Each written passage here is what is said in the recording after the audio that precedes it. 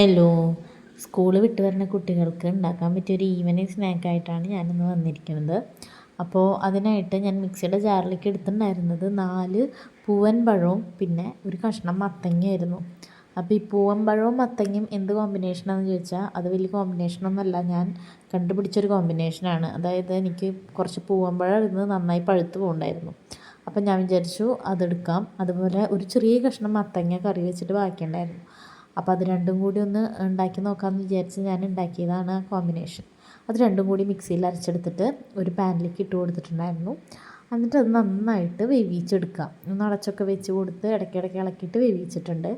നന്നായി ഒരുവിധം പച്ചമണം മാറുമ്പോൾ അതിലേക്ക് കുറച്ച് ശർക്കര ഉരുക്കിയത്, അങ്ങനെ ഇത്രയൊന്നും കണക്കൊന്നുമില്ല കേട്ടോ. ഇവിടെ മധുരം എപ്പോഴും കുറവാണ്, അതുകൊണ്ട് തന്നെ ഞാനൊരു ചെറിയ കഷ്ണം ശർക്കര എടുത്തിട്ട് അതിൽ കുറച്ച് വെള്ളം ഒഴിച്ച് ഉരുക്കി അതൊഴിക്കുകയാണ് ചെയ്തത്. ആ വെള്ളം ഒന്ന് വറ്റി വരുമ്പോൾ അതിലേക്ക് ഒരു ടേബിൾ സ്പൂൺ നെയ്യ് ഇട്ട് കൊടുത്തിട്ടുണ്ട്. നെയ്യ് ഇട്ട് കൊടുത്തതിന് ശേഷം നന്നായി വഴറ്റി കൊടുക്കുക. അപ്പോൾ ഞാൻ കഴിഞ്ഞൊരു വീഡിയോയിൽ പറഞ്ഞ പോലെ ഇവിടെ മോൾക്ക് ഇങ്ങനെ വെറൈറ്റി ആയിട്ട് എന്തെങ്കിലുമൊക്കെ ഉണ്ടാക്കി കൊടുക്കാമെന്നേ ഉള്ളൂ. അതിപ്പോൾ കുറേ മധുരമുള്ള സംഭവങ്ങൾ അങ്ങനെയൊന്നുമല്ല, ഹെൽത്തി ആയിട്ട് കൂടുതൽ എങ്ങനെ കൊടുക്കാൻ പറ്റും അതാണ് ഞാൻ നോക്കാറ്. അപ്പോൾ ഞാനതിൻ്റെ ഇടയിൽ കുറച്ച് ഏലക്കായ പൊടിച്ചതും കൂടിയും അതിൽ ചേർത്തിട്ടുണ്ടായിരുന്നു. പഞ്ചസാര ചേർത്തിട്ട് ഏലക്കായ പൊടിച്ചതായിരുന്നു. അപ്പോൾ അതും കൂടിയും ചേർത്ത് കൊടുത്തിട്ടുണ്ടായിരുന്നു.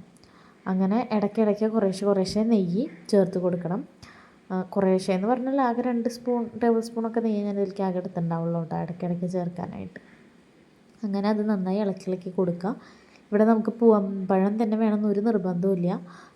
ഞാലിപ്പൂവനോ അല്ലെങ്കിൽ പാളയംകോടനോ അല്ലെങ്കിൽ നേന്ത്രപ്പഴമോ എന്ത് വേണമെങ്കിലും എടുക്കാം. എൻ്റെ കയ്യിൽ ഇപ്പോൾ പൂവമ്പഴമായിരുന്നു ഉണ്ടായത്, അതുകൊണ്ട് ഞാൻ അതുകൊണ്ട് ഉണ്ടാക്കി. അപ്പോൾ ഞാൻ അതിലേക്ക് കുറച്ച് അണ്ടിപ്പരിപ്പും മുന്തിരിയും കൂടിയും ചേർത്ത് കൊടുത്തിട്ടുണ്ടായിരുന്നു. അപ്പോൾ ഞാനൊന്നും വറുത്തിട്ടൊന്നുമില്ല, ഡയറക്റ്റ് അതിലിട്ട് കൊടുക്കുകയാണ് ചെയ്തത്. എന്നിട്ട് ഈ ഒരു പരുവത്തിൽ, അതായത് നന്നായി പാനിൽ നിന്നൊക്കെ വിട്ട് ഒരു ഉണ്ടയായിട്ട് വരുന്ന ഒരു പരുവത്തിൽ ഞാൻ ഒരു പാത്രത്തിലേക്ക് അത് മാറ്റി കൊടുത്തിട്ടുണ്ട്. അപ്പോഴേക്കും എനിക്ക് മോളെ കൊണ്ടുവരാൻ പോകേണ്ട നേരമായിട്ടുണ്ടായിരുന്നു. അപ്പം ഞാനത് അവിടെ വെച്ചിട്ട് മോളെ കൊണ്ടുവരാനായിട്ട് പോയി കേട്ടോ. അപ്പോൾ ഇത്രയാണ് ആകെ ഉണ്ടായിരുന്നുള്ളൂ. 4 പൂവൻപഴവും പിന്നെ ഒരു ചെറിയ കഷ്ണം മത്തങ്ങയും, അത്രയും കൊണ്ട് ഉണ്ടാക്കിയതാണ്. ഇതൊരു 2 ദിവസത്തേക്കുള്ളൊരു സ്നാക്കാണ്. അത് കഴിഞ്ഞ് വന്നപ്പോൾ ഇങ്ങനെ ഞാൻ അത് ആ പാത്രത്തിൽ നിന്ന് മാറ്റി ഒരു പ്ലേറ്റിലേക്ക്, നന്നായി ചൂടാറാത്തത് കൊണ്ട് തന്നെ ഇതിങ്ങനെ മുറിച്ചെടുക്കുമ്പോൾ കഷ്ണങ്ങളായിട്ട് വരുന്നുണ്ടായിരുന്നില്ല. നന്നായി ചൂടാറാണെങ്കിലാണ് അത് നന്നായി നമുക്ക് മുറിച്ചെടുക്കാൻ പറ്റുള്ളൂ. അപ്പോൾ സ്കൂൾ വിട്ട് വന്ന മോളോട് ഇത് ചൂടാറിയിട്ടില്ല എന്ന് പറയാൻ നമുക്ക് പറ്റില്ലല്ലോ. അപ്പോൾ അത് കാരണം കൊണ്ട് ഞാൻ അത് ഭംഗിയൊന്നും നോക്കിയില്ല, കട്ട് ചെയ്തിട്ട് അവൾക്ക് കൊടുക്കാമെന്ന് തന്നെ വിചാരിച്ചു. ഞാൻ മുമ്പ് നേന്ത്രപ്പഴം കൊണ്ട് ഇതുപോലെ ഹൽവയാക്കി നോക്കിയിട്ടുണ്ടായിരുന്നു. അപ്പോൾ അതിൻ്റെയൊക്കെ ഒരു ടേസ്റ്റ് തന്നെയാണ് ഇതിന്, വലിയ വ്യത്യാസമൊന്നും എനിക്ക് തോന്നിയില്ല.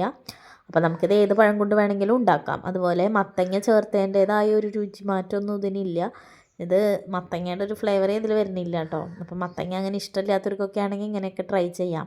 പിന്നെ മത്തങ്ങ ആണെങ്കിൽ നല്ലൊരു വെജിറ്റബിളാണ്, അപ്പോൾ അതിൻ്റെ ഗുണങ്ങളൊക്കെ നമുക്ക് കിട്ടുകയും ചെയ്യും. അതിൻ്റെ ടേസ്റ്റ് ഇഷ്ടമില്ലാത്തവർക്ക് അതത്ര അറിയില്ല. അപ്പോൾ ഞാനിതിങ്ങനെ കട്ട് ചെയ്തിട്ടുണ്ട്. ഞാൻ പറഞ്ഞല്ലോ ഷേപ്പ് അങ്ങനെ കറക്റ്റായിട്ടൊന്നും വന്നിട്ടില്ല, പക്ഷേ നമുക്ക് കഴിക്കാൻ നല്ലതായിരുന്നു. അപ്പോൾ ഇത് ഞാൻ ഫ്രിഡ്ജിൽ ഇപ്പോൾ ഒന്ന് എടുത്തു കഴിഞ്ഞാൽ പിന്നെ ഫ്രിഡ്ജിൽ വയ്ക്കും. അത് കഴിഞ്ഞ് നാളെയും കൂടിയൊക്കെ തന്നെ അത് ഉണ്ടാവുള്ളൂ, 2-3 ദിവസം. അപ്പം ഞാൻ പുറത്ത് വയ്ക്കാറില്ല. ഇനി പുറത്ത് വെച്ചാൽ കേടാവുമെന്ന് എനിക്കറിയില്ല. എന്തായാലും ഞാൻ ഫ്രിഡ്ജിലാണ് സൂക്ഷിക്കാറ്. അപ്പോൾ അത്രയാണ് ഈ പഴം കൊണ്ടുണ്ടാക്കിയ നമ്മുടെ ഹൽവയുടെ വിശേഷങ്ങൾ.